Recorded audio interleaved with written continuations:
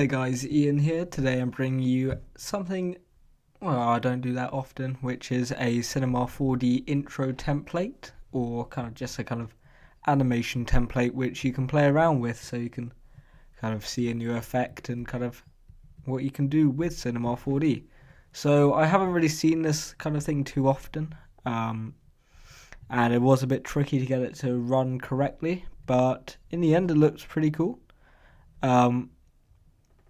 I'll show you the Cinema 4D file here, and we'll go to the top, well, the camera view, and this is the kind of animation you get.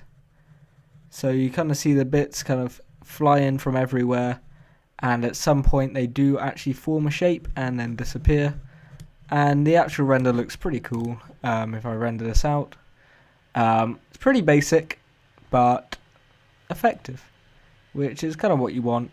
Something not over the top, but quite an interesting effect. So this is the intro. It kind of goes a bit crazy if you scrub through due to the delay effector, but this is possibly one of the easiest templates to change, especially when it comes to logos and something kind of this complicated. I've tried to make it as simple as possible for you to follow when it comes to actually changing it, and the best thing to do is if you click the top right button here, you get 4 views, and the best thing to do is actually to go into your front view here, and you can see we have this box. Now this doesn't do anything, and if I click render we get nothing here. This is actually a guide for you, and if you actually look at the box here, it says keep logo within this box, and your logo actually goes here under the change logo here drop down menu, which is quite obvious. So what you want to do is find a logo. In my case I have well, in fact I just drag it out of here. I have my kind of original logo, my moon, and as you can see it's kept within this box here, and that is very important. So to change it, I'm just going to add in a different logo. So I'll just try and find anything like the phase logo. If I drag that in, the first thing you want to do is, with it selected, just zero out the position down here so it's in the center, and then you can scale it up, making sure that every part of the logo is within that box. And then when that's done, just drag it in. And if we go back to our front view, we can turn off our logo here and play through, and we get the phase logo kind of coming in, forming and disappearing again.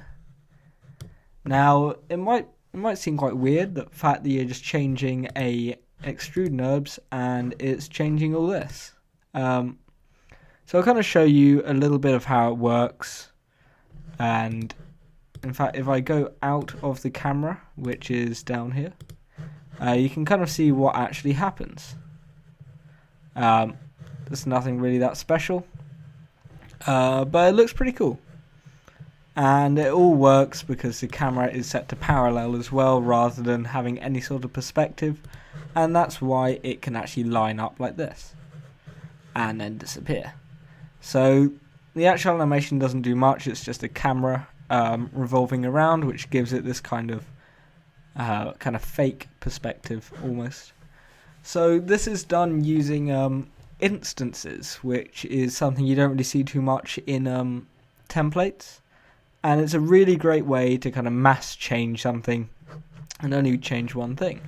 So you can see here we have in our cloner a load of ball objects, and if we go in here we have the extrude NURBS instance, which is an instance of this extrude NURBS up here, and it was really easy to set up. Didn't think it would be, but it was. If I shut all of these off, you can kind of get an idea of what this scene actually is. So if I go out of my camera again, we have all of these, and it looks like a bit of a mess, but in in my opinion, this is possibly one of the easiest ways I had to set it up. So if I switch off all of these as well, all we have is a load of cubes in a grid formation, and these actually cut your logo into 16 sections. And with that, you throw it into a cloner, add all your effectors so it kind of bounces around, and using the ball option, we actually hide all the bits using intersections on the balls, and so each cube cuts out a little part of the logo, and that's why it's vital to have your logo inside this rectangle, because that's how big the box is. So with that done, all you'd have to do is make sure you're in your camera down here, which you shouldn't have to go out of your camera. All you should have to do is put your logo in, render it out, and you'll come up with a render. So it's as simple as doing that, and you have your logo in here. So for render settings, if I drag this over, it's a really simple setup. You got 1280 by 600, so it's already kind of letterboxed, so you're not doing unnecessary render time. You shouldn't have to do anything with compositing or multi-passes for this anyway. I had to do the After Effects file, but that's all pre-rendered for you.